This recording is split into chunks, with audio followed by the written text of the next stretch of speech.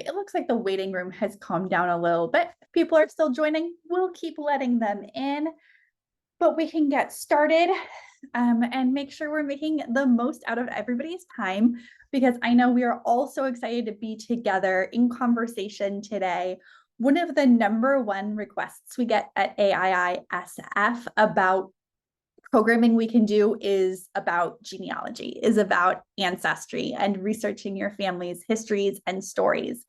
And to that end, we are so excited to be in partnership with Ancestry in order to make this more accessible to you and really find the best ways of using this tool to research your own families. And as we're still having people join, I'm going to put a poll up in just a second to give us a sense both of your knowledge about Angel Island and also your knowledge of Ancestry.com. So we're going to be looking at both of those to help guide my conversation with Crista. I'm going to introduce Crista in just a second. But first, I want to do some just expectation setting and housekeeping. One is you've joined with your cameras off and muted. If you'd like to turn your camera on, you're more than welcome to. I just like to join everybody camera off so that people can opt in if they would like to. You are also muted, and we ask that you stay muted. There might be a time when I ask you to unmute yourself if there is something that you wanted to say, but unless I've called your name specifically, we really do ask that you stay muted. And we have the chat. The chat is open. Myself and my colleague Gabe will be monitoring the chat, so don't worry, nothing's going to get past us. And so that is the best place to put any questions you have.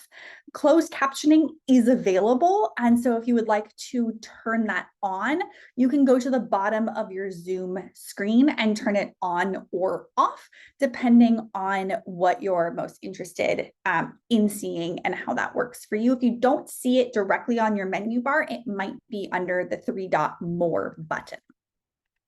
This meeting is also being recorded because we are going to put it on our YouTube, because we know that not everybody can make this time. It's hard to find a time that everybody could possibly come together at one time.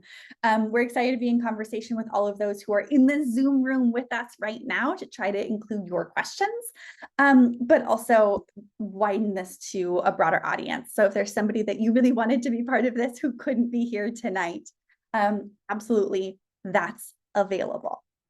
Now I'm going to start this poll. And I'm going to deploy the poll. Why won't it let me deploy the poll? I'm going to let Gabe take over doing that, I think. And while we work on figuring that out, exactly what's happening with the poll, I am going to read Crista's bio. So we are here tonight with Crista Cowan, who has been employed by Ancestry.com since 2004. Her involvement in family history, however, reaches all the way back to childhood. From being parked under a microfilm reader at the Family History Library in her baby carrier to her current career as a professional genealogist, Crista has spent thousands of hours discovering, documenting, and telling family stories.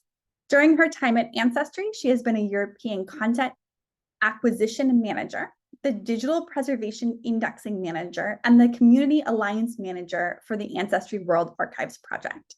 For the past several years, she has been the corporate genealogist with responsibilities for speaking and teaching at genealogy conferences around the world and helping with family history research for public relations stories. Known as the Barefoot Genealogist, with a weekly internet show designed to help people discover their family history. I'm going to test out getting this poll going one more time.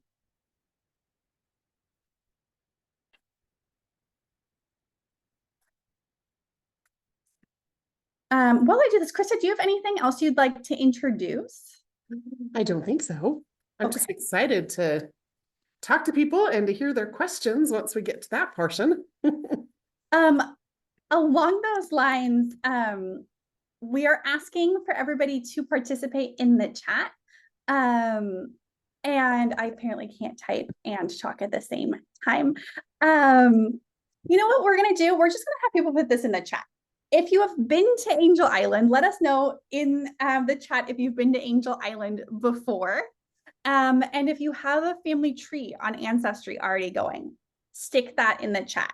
If you have not, tell us that as well. So try to put them together. Be like, hi, I have been to Angel Island and I have an Ancestry tree, or some combination thereof.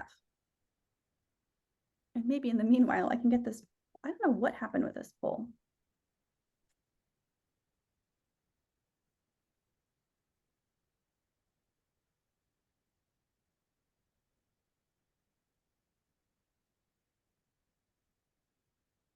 Well, we're getting some responses in the chat, so maybe we don't need the poll. I'm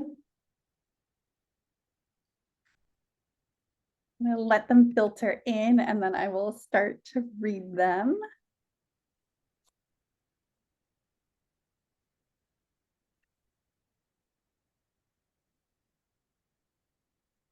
Looks like a pretty good mix. Okay.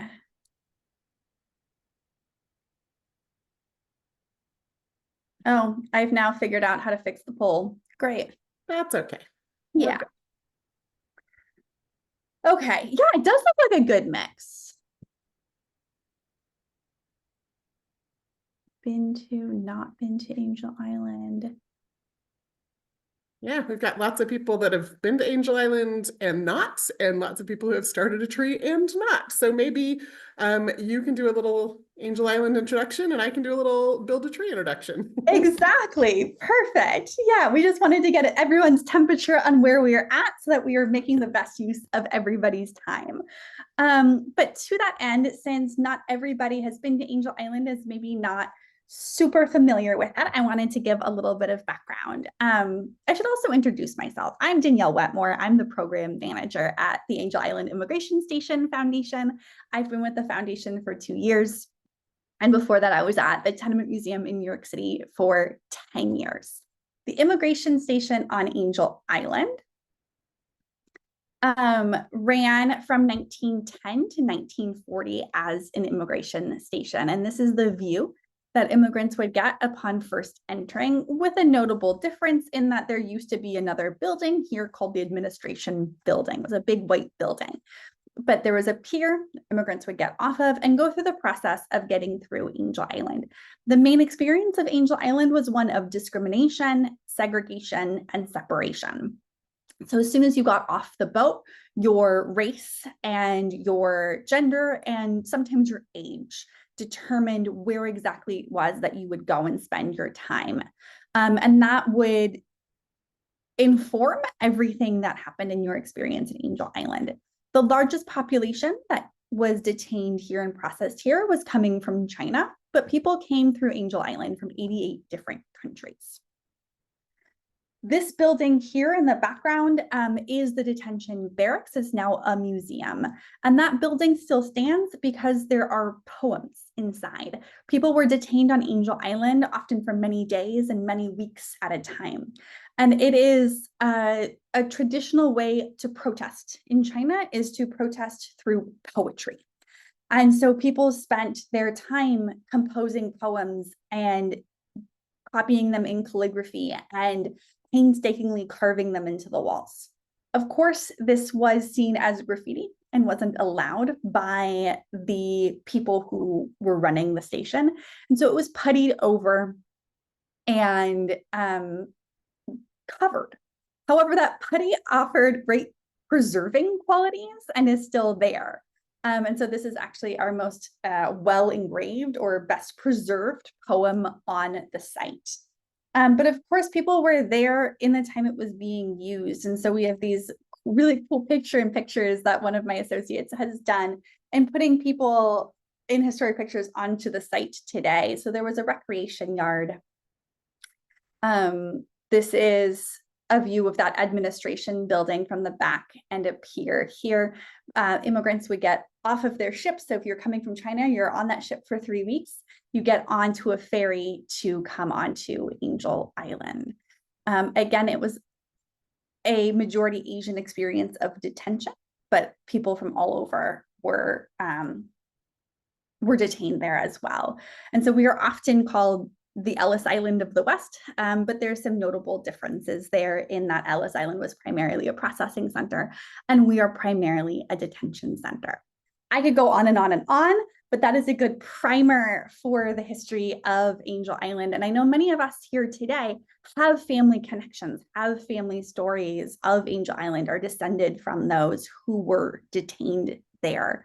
And so really we're here with Crista today to learn about sort of how to build a family tree, how to research your own family history. And we're going to ask her questions that are broad, that could apply to anybody who's researching their family trees. And we're going to try not to ask her questions about our very specific circumstances and our very specific families. And with that, I'm going to pass it over to Crista. Fantastic. Thank you so much, Danielle. Hi, everyone. I'm really glad to be here and excited to talk to you. Now, I am not an expert in Angel Island, nor am I an expert in the Chinese immigrant experience. However, I am an expert in Ancestry and how to use the site and the tools. My expertise in genealogy lies in genetic genealogy. So I do a lot of work with Ancestry DNA. I was the lead researcher for the television program Long Lost Family that Ancestry helped to produce for, I think it ran for 4 seasons on network television. And so that's been kind of my experience. And then I do have a lot of experience with Jewish immigrants. So that's the other research expertise that I have. So while I'm not familiar specifically with the Chinese immigrant experience, I am very familiar with immigration laws in the United States and how they have changed over time, and the discriminatory practices that were in place, not just against the Chinese, but at various times, different other ethnicities as well. And so that's kind of the frame of reference that I'm coming to you with today. So a couple of things before I share my screen and start walking you through very specifically how to build a tree on Ancestry. It looked in the chat that we're kind of about 50-50, those of you who started a tree and those of you who haven't.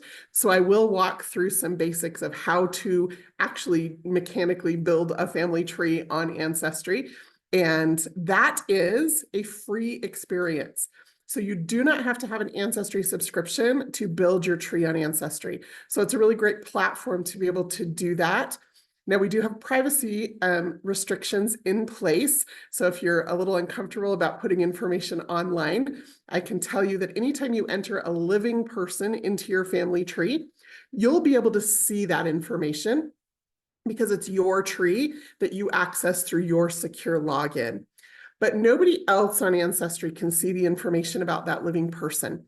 As you build out your tree, of course, you'll get to generations of deceased ancestors. And as soon as you mark someone as deceased, that information then becomes available to anyone who is logged in to Ancestry. So it's not freely or publicly available on the internet, but it is available in the Ancestry community. And one of the reasons we make that information about those deceased people available is because what we're hoping for everyone is that as we start building out these family trees, at some point they start to intersect with some of our cousins. So your first cousin who shares a set of grandparents with you, maybe they built a family tree, and we want you to know that each other exist, and that you can start to share some of those stories and maybe photos. As you go back to great-grandparents, that means you could have second cousins out there, great-great-grandparents, those are third cousins. And it's often, it shouldn't after so many years, but often surprising to me how many people connect with cousins.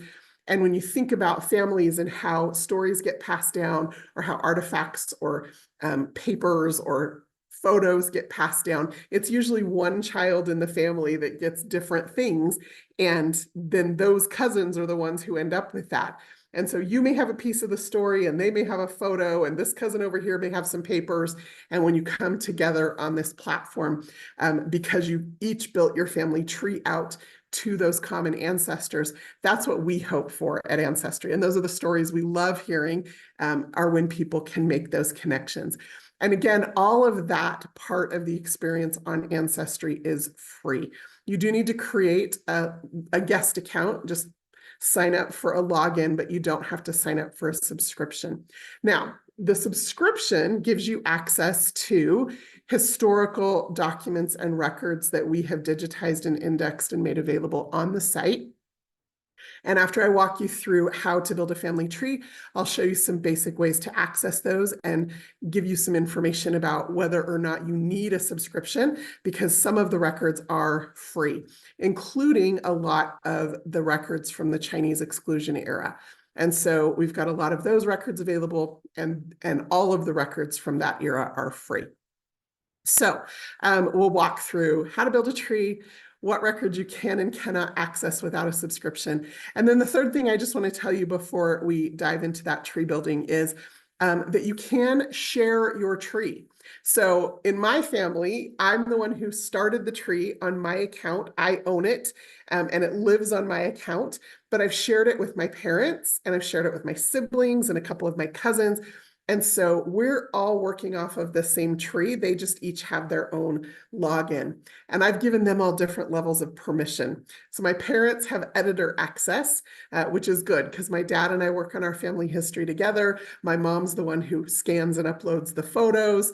But then my siblings, I've just given them guest access. I don't want them messing with the tree. I just want them to be able to see it. Ancestry has a free mobile app. And so my siblings download the mobile app on their phone, and they can follow along and get alerts and stuff when things change. So that's kind of how trees work, how privacy works, and a little bit about kind of how the ecosystem of Ancestry works. If you have any questions about that specifically, feel free to pop it in the chat. Danielle, I'm going to go ahead and start sharing my screen, but if you see any questions roll in, feel free to interrupt me as I'm pulling that up. Awesome. Thank you so much, Crista. Okay. Oh, there's my family. That's not what you wanted to see. You wanted to see this. There we go. Okay. When you start a family tree on Ancestry, it does look a little barren. And here is the best advice. Step one is start with yourself and what you know about yourself and your parents and your grandparents. Now, Ancestry did a study a couple of years ago, and one of the things, surprisingly, that we uncovered is that more than half of Americans today cannot name all 4 of their grandparents. And it's always interesting to me when I share that statistic in a room full of people, because I watch some people go, what? Like, that's unfathomable to them. And then other people just sit there like, well, yeah, like, doesn't everybody have like gaps in family stories so that they don't know that information? So there really is just 2 very different experiences in this regard that people are living here in this country today. So in my case, I personally knew 3 of my grandparents. One of them died when my mom was a teenager, and so I did not know him, but heard plenty of stories about him, so I knew about him. However, in some people's cases, you either didn't know your grandparents, or maybe there was a divorce in the family when you were young, and so you never even associated with one side of the family. Sometimes, and we find this interesting, people just call their grandparents by a grandparent name, right? Like in my family, I called my grandma Nana, and my other grandma was Ma. So it was Nana and Ma. And if I hadn't been as curious of a child, I suspect I may not have known their actual names, including their maiden names, had I not asked those questions. And so that's another reason that in this study that Ancestry did, we uncovered that, again, more than half of Americans can't name all 4 of their grandparents. So as you start to fill out your family tree, you start with yourself, your parents, and then you enter your grandparents, and you enter what you know about them. And if all you know is a first name for your grandmother, enter that. Like if you don't know the name she was born with, just leave that field blank. That's okay. The other thing as you're starting to enter this data into your family tree is you're going to enter dates. So for names, we always enter women in the tree with their maiden name. For dates, we always enter it as a day, a month, and then a year.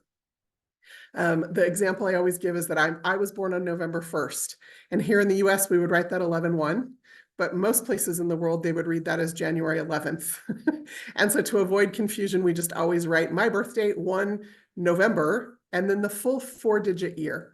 And we put that full 4-digit year in because what's going to happen very quickly is you're going to end up in a different century, we hope, if you're able to continue making those discoveries. So names, maiden names for women, dates, day, month, full 4-digit year, and then places, you're always going to want to include as much of the place as you can. So for example, San Francisco is in San Francisco County, which is in California, which is in the USA. So you always want to include as much of that information, including the country name, as you can. And all of that is going to give the ancestry algorithms the best chance of helping you find any records that might exist on the site for your family members, and helping hint to you if we find a cousin who's entered that same person into their family tree. And those are the things that we're really hoping you're going to find. So I'm going to start a family tree just so you can kind of see the process. I'm actually not going to start the tree with myself because I don't want to share publicly all the information about myself and my birth date and my mom's maiden name because, you know, privacy. So I'm going to actually start this tree with my grandfather in this instance, and you technically can start a tree with whomever you wish. Now you'll notice he's currently marked as living. That's what privatizes that information, but he is in fact deceased. So I'm going to go ahead and check that. And you see now it opens up that death date information. He was born 22 Feb 1922. Actually, just kidding. It was 24 Feb. There we go. And he was born in San Francisco. He was actually born at the Presidio. His father was stationed there at the time. And so you can see as I start typing that we get this little type ahead that looks for locations that Ancestry knows about, so you can just select it without having to type it all out. Now, my grandfather died in December of 2000. I don't remember off the top of my head the exact date, and that's okay. There's going to be dates you don't remember immediately as well, or maybe don't even know. Put in a guess. A guess in the date field is better than leaving it blank. And so we always encourage people to just make your best guess. And one of the best ways to guess is to think about it in relation to yourself. So for example, if you remember, oh, I was 37 years old the year my dad died. And so then you can just do the math and put in, oh, that means he died in about whatever year that was. So that's when you're trying to put in information in a family tree, just kind of guesstimate some of those dates. Let's see, my grandfather died in Los Angeles, and then I'm going to add his parents. And so I'm going to add his dad. And again, I can't off the top of my head tell you when his dad was born, but I think it was about 1887, maybe. And he was born in Bucyrus, Ohio. And the only reason I ever remember that is because when he was born, he weighed 15 pounds. Now, keep in mind, this is the 1880s, so the medication level for that mother was practically nothing. And it was such a big deal that it made the front page of the Bucyrus newspaper. So that's why I always remember Bucyrus, Ohio. If I remember correctly, he died in about 1945. I think it was the same year my grandparents got married. And he died in Los Angeles. He was running the Army recruiting office there in LA. That's what he did for a living. I have a question about location. Yep. So those locations, are they based on our modern map, or are they based on historic maps? Yeah, that's a great question. So on Ancestry, we always use current locations. And then the backend systems take into effect the idea that those locations might have been called something else, or they might have even been in a completely different country at some point, because one of the challenges is those shifting borders over time for various reasons. And that's true not just of country borders, it's true of county borders here in the US, state borders, so you have that variability. So we always encourage people put the current location in so that the mapping features and the kind of matching technology and the hinting and searching technology all work for you. But then personally, I like to then put the historic location in the description of that location. So when I'm entering the birth fact, if I know that this used to be called something else, I'll put that in there so that both of those are recorded for my personal knowledge. It's a great question. Okay, we're going to add then my grandmother. And I'm just going to do this really quickly. so that I can show you a couple of other things.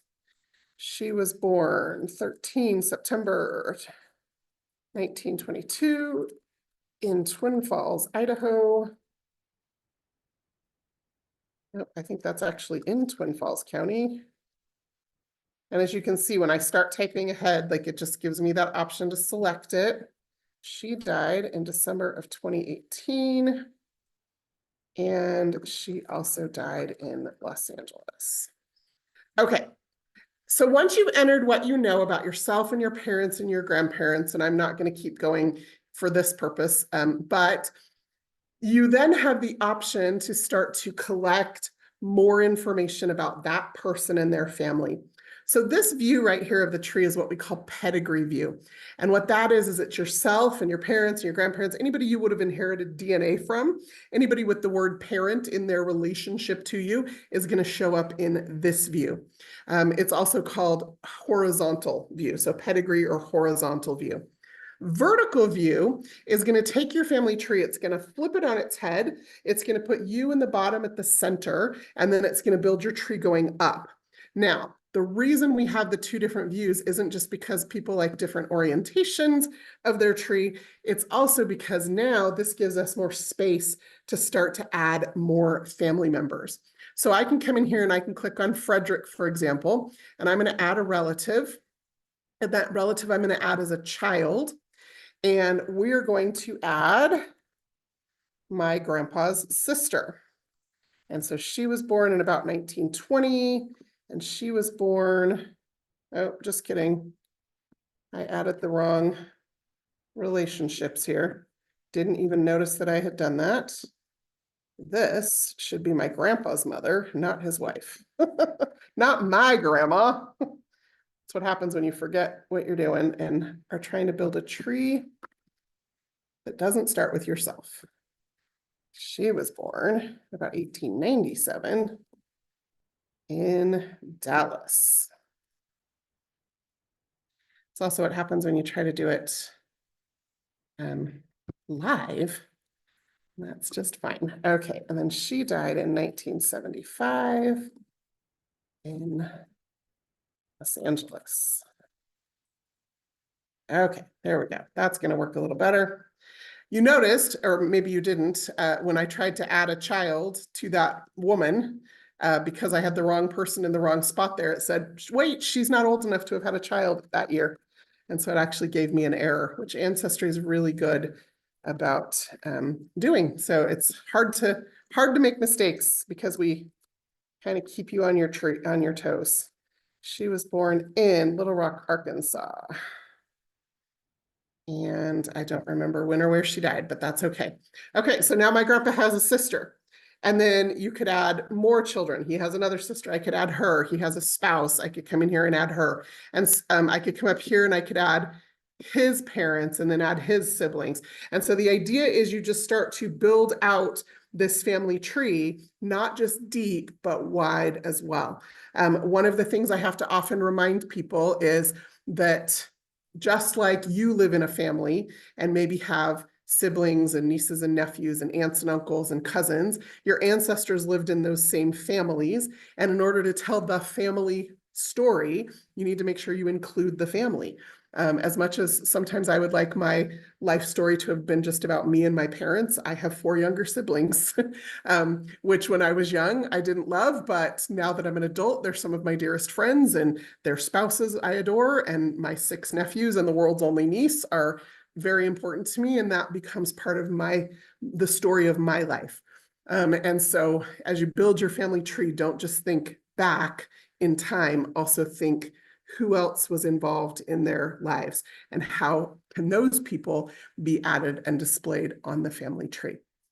So that's kind of the foundational piece of this is you start the tree with yourself, you add your parents and grandparents and what you know about them, and then flip your tree on its head and start adding some of those other relatives.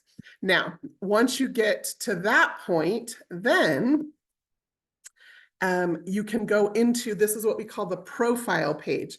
So every person in your tree that you add has a profile page. And this is the place where You're going to start making discoveries, if there are any to be had on Ancestry, about records or other cousins who might be out there. This is also the place where you can start collecting additional information or uploading additional information. So in the case of this particular great-grandfather, maybe I have a photo of him. And so I can come in here to the gallery and I can upload that photo. Or maybe I have a memory of him or a story about him that I want to make sure I record and preserve for my children and grandchildren. And so I can put that information in the tree as well. So that gallery space allows you to start to craft and create and add information about them. And you can then, change the profile picture and really make this into a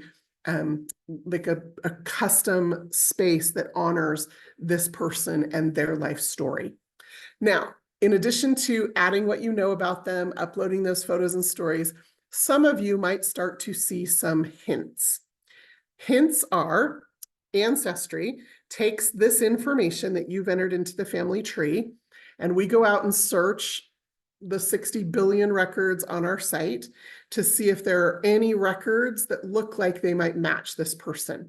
Now, of course, you have to keep in mind that, and many of you know this better than a lot of people, just because somebody has the same name and lived in the same place at the same time doesn't mean they're the same person. So I often actually use this grandfather as an example. He was born in San Francisco, but he was raised in Los Angeles. They moved there when he was young. And there was another Fred Ross Cowan, who was a year and a half younger than my grandfather, who lived in Los Angeles as well.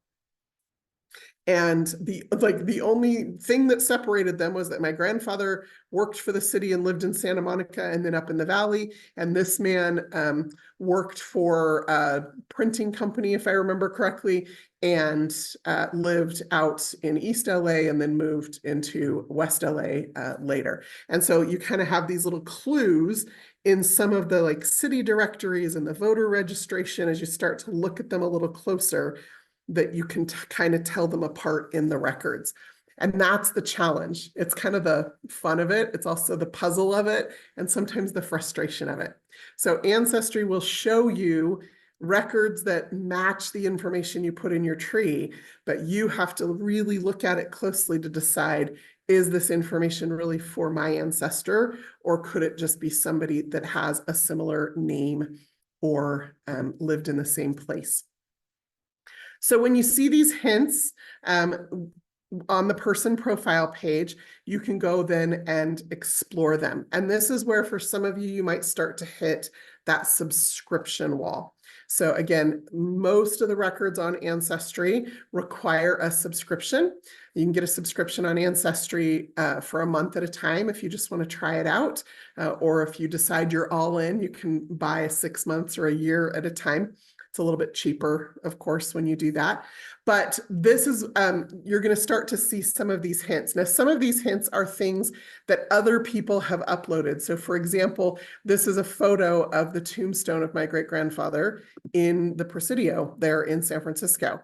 And somebody has taken a photograph of that and uploaded it to their family tree. And so now there's two things I can do. I can save this photo to my family tree so that I have a copy of that.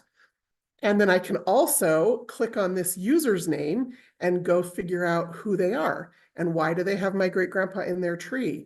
I can send them a message and see if they're related to me in some way, or maybe they're related by marriage, or maybe they were doing a family tree of all the men who served with my great-grandfather in the war, or maybe there's lots of reasons people build family trees. It doesn't always mean you're closely related to that person, but it's worth certainly exploring. And so I can click on their profile to go to their tree and to send them a message. The other things you're going to see in these hints sometimes are going to be lots of photos and articles. So birth records or death records or marriage records. Now, here in the United States, every state has different privacy laws regarding what is and is not made publicly available. So California is an open record state, which means all of the birth, marriage, and death indexes for the state of California are public record, and Ancestry has those available on our site. Which is a little tricky in our family, because then it means that whenever any bank asks for us to use our mother's maiden name as the security password, we do not, because our mother's maiden name is freely available lots of places on the internet, because California is an open record state. And so some states like Arkansas have actually provided copies of the certificates themselves. Some states just provide an index, and then you have to write to the state to get a copy of that birth, marriage, or death record. So in this case, this is my grandpa's sister. This is her birth record from the state of Arkansas. Now, in other states, they are what we call closed record states. So if your family was elsewhere other than California, or if they, for example, here in Utah is a private state, closed record state, 100-year privacy law on births, a 75-year privacy law on marriages, and there's a 50-year privacy law even on deaths. So if you want a copy of the state death certificate, the person has to have been dead for 50 years, or if they died within the last 50 years, you have to be able to prove that you are an immediate family member to get a copy of that record from the state. So Ancestry works within those laws of privacy and access for all states and for the other 87 countries in the world where we've been able to gain access to some of those birth, marriage, and death records, and those laws vary over time. Another kind of hint you're going to see here on Ancestry is what we call a Find a Grave hint. Now, Find a Grave is a website that was started by a man who loved finding where famous people were buried, and he created a whole website to do that. And then he recruited a bunch of volunteers, and then they decided, why don't we just not document the burials of famous people? Why don't we document the burials of everyone? And so they've created this website that has hundreds of millions of people's final resting places documented. This website is completely free, and it was run by this man who started it for free. And then when he wanted to retire and not do this anymore, he sold the website to Ancestry. So we still maintain it, but it is still free. But we've created these searchable indexes that will hint to over to your family tree. So this is my great-grandfather. As a matter of fact, that's a picture of him. There's that picture of his tombstone. It has some basic information about him and where he's buried, including the exact plot number if I wanted to go visit the cemetery myself. And then Ancestry has also created this system on the back end of Find a Grave where people can say, these are the relatives. And so I could just click through from here. I could go to example 2. This is my cute grandpa. That's his Find a Grave page. This is my great grandma, and that's her Find a Grave page. And again, it just tells where they're buried, and if possible, a photo of the tombstone so people can see that. So you might get some of those Find a Grave hints in your tree if you've got family buried and some volunteer has gone out and taken photos of those tombstones. Another kind of hint that you might see is the US federal census. So here in the United States, starting in 1790, there was a federal census taken by the federal government every 10 years on the zeros. So 1790, 1800, 1810, and so on. So for many of you, when your family members immigrated to the United States, they would have been enumerated in the census, whether they were a citizen or not. It's an accounting of everyone in the country at that moment. Usually there is a day called Census Day. It's shifted over the years. It used to be in June and now it's in April. So April 1st, everybody is told to account for who's living in this household. Now, it used to be that a census taker went door to door with a big notebook. 1950 was actually the last year they did that. Starting in 1950, they kind of tested sending the census booklet to the person's house through the mail, asking them to fill it out and return it. And that system, the test they did in 1950 was successful. So starting in 1960, everybody got mailed the census.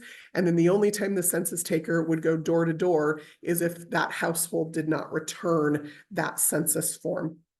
Now, the purpose of the US federal census is not for family history, even though we use it and love it for that purpose.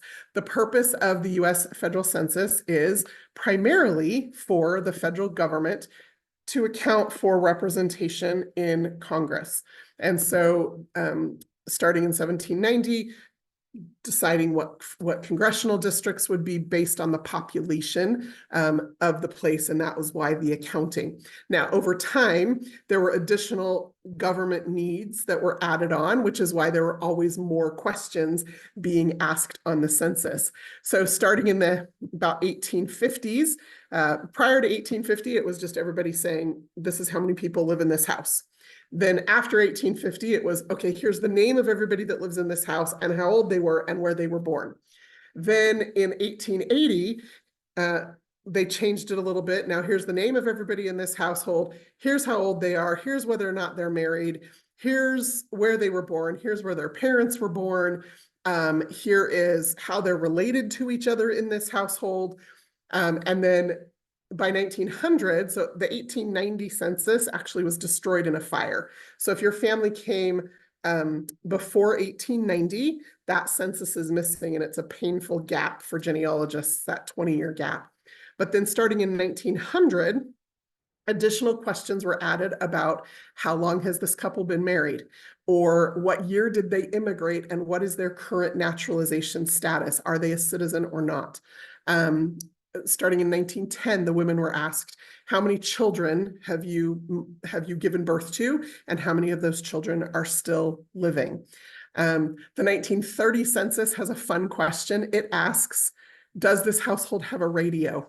Now, that's the only year that question was asked, but the reason was because at the time, the President of the United States wanted to start doing fireside chats out over the airwaves of the radio waves, and he wanted to know how many households were actually going to be able to hear and participate in that. And so the census asked that very odd, very specific question. Starting in 1940, this is what this census is, you start to see questions about education. And so here, in this census, this is my great-grandfather. He is 52 years old at the time, and he had completed a school through 4 years of high school. My great-grandma Lillian, who I knew, she's 47 years old, born in Texas. She only had completed school through the 8th grade, which I actually didn't know until this census came out. So that was a revelation. My Aunt Dorothy, she's 20 years old at the time. She is in her first year of college. My grandpa is 18 years old. He's completed 4 years of high school. My Aunt Madeline, who was a very much afterthought child in this family, is only 5 years old, and she has not attended any school yet. Now, one of the reasons they started asking that question was because one of the reasons for the census is to start allocating public school funding and to help local governments start to plan for where is there rising populations of children and falling populations of school children, so that they know when they need to maybe consider opening a new school or expanding or shrinking school boundaries. Other information asked included information about home ownership or renting. So this particular census, the family's living at 2253 Glendon Avenue. My great-grandparents owned the home, and that particular year, the home was valued at $6,500. Other families in my family tree, including my other set of grandparents, live in a home where they're renting, and they're paying $18 a month in rent, because you have to remember 1940 was still the middle of the Great Depression. And so you've got lots of different circumstances happening around the country. So the census is a really fantastic snapshot of exactly what was happening in the country at the time, but also within this household.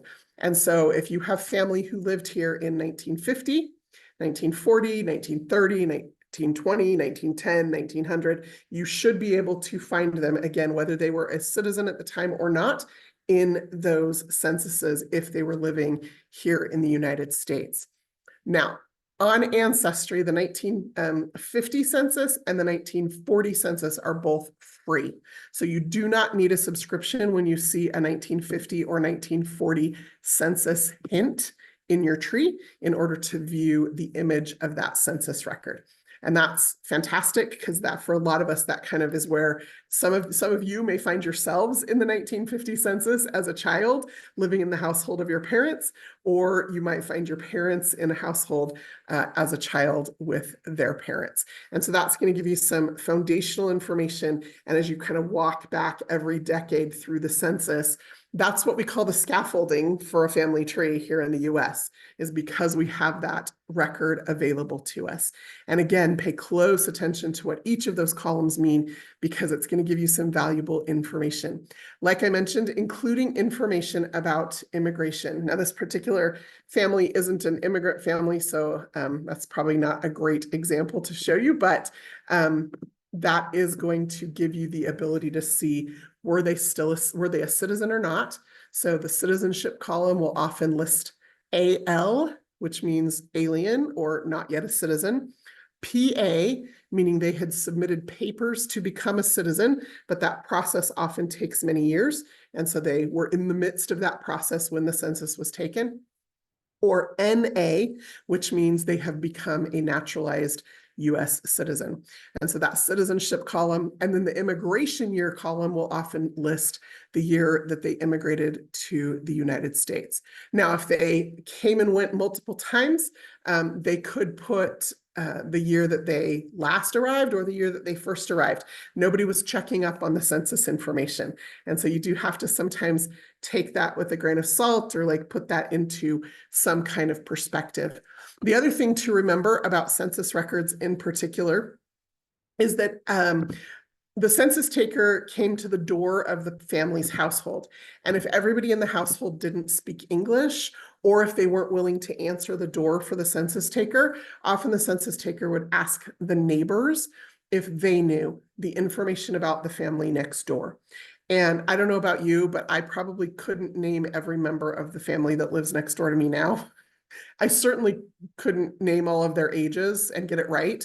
But I would give my best guess to get the government man off my front porch. And so again, census records, their primary purpose is account for everyone, but then the details that are included on that record sometimes are accurate, sometimes are not. So let me just give you, actually, let's pull up a 1930 census. Let me just give you a really quick idea, because sometimes you'll get those records in your hints, they'll just pop up. Other times you actually have to go looking for them. And so again, you should be able to find your family in every census, but one of the challenges is, did somebody spell their name correctly, or how I would spell it? Because prior to 1930, here in the United States at least, spelling was not standardized. And especially for immigrant families, and particularly Chinese immigrant families, where their names were being transliterated from Chinese characters into American characters, like the names could be spelled different ways on different records, based on how it sounded and who was actually just writing down what they heard.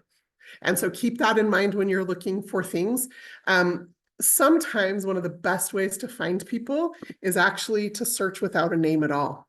So for example, I can come in here to the 1930 census. I can say, I can say, show me everybody in this census who was born in China. Let's just see how many that is in 1930. That is 58,328 people total in the country at the time.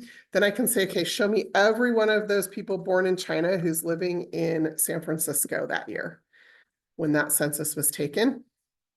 And that's going to show me a list of 8,725 people. And then I can say, okay, really what I'm interested in is people who were born between 1880 and 1890. So born in 1885, plus or minus 5 years. And I'm going to click search, and you see what's happening. So I don't even have to know how they might have spelled the name. I can just start saying, you know what, maybe I'm going to find grandpa this way.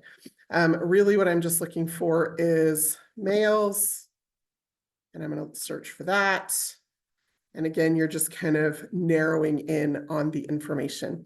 Because the other challenge that you're going to have, particularly those of you with Chinese ancestry, is the reversal of the names. So sometimes, depending again on how the name was shared with the census taker, they might have shared the family name first, or they might have shared the family name second, or it might have, regardless of how they shared it, the census taker might have misunderstood or written it backwards. And so you'll see here very quickly, just in this list, that those names sometimes get reversed. Okay, I hear, is there a question? There is a question. Paul in the chat asked if we only have access to US records. No, we don't. So I'll show you in just a minute how to access some of those other records for sure. It's a great question. As you build your tree, you get your hints. As you get your hints, you're going to start with the most recent information and work your way back, because that's going to give you the solid foundation.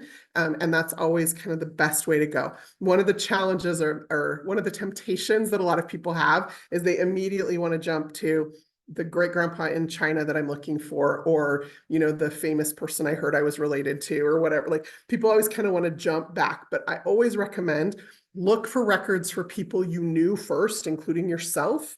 That helps you become familiar with the records. It helps you make sure that you've got the right information.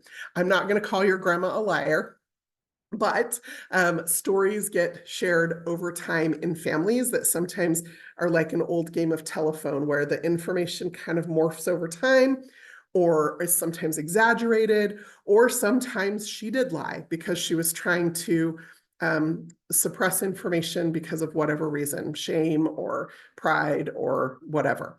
So I always recommend starting with recent records, working your way back, making sure you have that solid foundation. Now, I mentioned the Chinese exclusion era records available on Ancestry. The URL here, I'll actually share it in the chat. These records are available for free on the site. So you do not have to have a subscription to access these records. You do have to have a login. So if you've started a tree, you have a login. If you've taken an Ancestry DNA test, you have a login. If you haven't done either of those things, you can create a free registered guest account, and then these records are all fully searchable. And here currently, let me just enlarge my screen a smidge so you can actually, maybe it will let me enlarge my screen a smidge. There we go. So you can see the list. These are the list of records that are going to help you start to bridge the gap back from current to your immigrant ancestor, and get you back into some details from China. So this is, like I said, the list of currently freely available records. Now, we do also have passenger lists and naturalization records. And because those are federal records in a singular collection for all people, regardless of ethnicity, those collections are not free.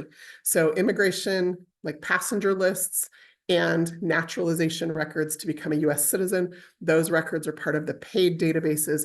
These records, because they are specific to the Chinese population during that exclusion era, these records are free. And this is the next set. So after you get through those US birth, marriage, and death census records, this is the next set of records, which is this immigration bridge that's going to give you some additional details. And the closer you get to that point of immigration, the more likely some of those ages and birth locations and stuff are going to be more accurate in the records themselves. So I would encourage you to just go explore these records. We don't have time to talk about them in their entirety, but I will just tell you one of the best ways to explore them is to click through to any one of these databases or record collections. And instead of just jumping right in and searching them, if you scroll down past that search box, you're going to see source information. This is going to tell you where Ancestry obtained these records from. And in this case, with the assistance of the Angel Island Immigration Station Foundation and volunteers, where these records were obtained from on Ancestry, and then a database description that's going to tell you what's in the records, how to read the records, what additional information it can give you, and sometimes even a little history lesson, and then what to do next. So always read those database descriptions, and it's going to give you the best chance of success in finding your particular family member, whether it's a parent or grandparent or aunt or uncle, in these records. Now, the question was asked about records from other places. Yes, Ancestry has records from 88 countries around the world. We do not have records from every country in the world, obviously, and we have limited records from some of those countries. It's entirely incumbent upon whether or not that country is willing to share records with us, and then what the interest is that people have. So I'll tell you a little secret. I don't know how big of a secret it's going to be. I think this video is going on YouTube, but the secret is the more people build family trees that stop in a certain country because there's not records available because they can't go further, the more likely Ancestry is to start to obtain records from that country. Because if we have people whose family trees are getting stuck, we want to be able to serve those customers who have started those trees on Ancestry. And so I always encourage people to start a tree, even if you don't think you're going to have success right away. I've been with the company for 20 years, and in those 20 years, we've obtained tens of billions of records. So there's constantly stuff happening. So the card catalog is where you're going to go to see what's available. It's found under the search menu. And again, you can search the card catalog, whether you have a subscription or not, just to see what records exist on the site. And the easiest way to search the card catalog is by the name of the country. So if your family members came, from China through Australia, maybe you're going to need to look at Australia records for a while. If you need to jump straight back to China, what you're probably going to discover is that there are no records. So the actual records in China, Ancestry has digitized some. As a matter of fact, we spent 5 years digitizing Jiapu in the Shanghai Library. But those records, unfortunately, are not currently indexable because most of them are written in old Chinese characters, and there's very few people in the world that can read them. And so what Ancestry is currently doing, and we've employed this with the 1950 US Census, is we have started to deploy AI. So we've got some proprietary technology that's doing some handwriting recognition. And my hope is that eventually it's going to become advanced enough, and at the rate things are going, hopefully not very much longer, to be able to train it to read records in any language from any time period, that it can then make them indexed and searchable. But we're still kind of on the cutting edge of that. So if your family came into the United States from somewhere else, just come in and type the name of the country, and it will show you if Ancestry has records for that country. If we don't, build your tree, talk to your family, share your tree, get that information there, and then just be patient, because records are coming online at a rate that still kind of blows my mind. When I started at Ancestry, we were indexing about 1 to 3 million new records a month. We now index records at a rate of about 3 million new records a day. So there you go. We're out of time, dang it. We are. Flew by. I'm sure it flew by for other people too, but no worries. This was really meant to be a primer. It was meant to be a step one. How do we do this? How do we get into this? We have a relationship with Ancestry. That means that we are going to have more of these as time goes on, to look at things that are a little bit more specific, to look at more granular questions and topics. And so if that's something that's interesting to you, if you have a specific question or a specific topic you want us to tackle, let us know. Again, this is being recorded. It's going to be on our YouTube channel. Not tonight. We're not that fast. Give us a couple days and we'll get it up there and you can share it widely. I'm going to share on my screen now how you stay in contact with us. I know some of you are longtime supporters and good friends of ours. I think some of you are new today, which is so exciting. And so we have our website up here. We have our Facebook, our YouTube, our Instagram. We have a newsletter, which you can use this QR code, or you can go to our website and sign up that way as well, to always be up to date in our events that we have going on. We have so much happening all the time. This coming Saturday, we have a concert on Angel Island with the Del Sol Quartet. You can still get tickets if you head to our website for that. And we will be following this up with an email that will have a survey in it that really helps us stay connected with how people enjoyed our events, what people are looking for, how we can change things moving forward, or how we can add things to our roster to make sure that we are connecting with our visitors and our audience in the ways that make most sense for them and the ways that they want to. So I'm going to stop sharing my screen in 5, 4, 3, 2, 1. I hope everybody got what they needed. Again, that'll all be in our post-event email as well. But thank you, Crista, for being in conversation with me. Thank you all of you who are here for being here for this conversation. I hope everybody has a great rest of their night. Thanks, Danielle. Thanks, everybody.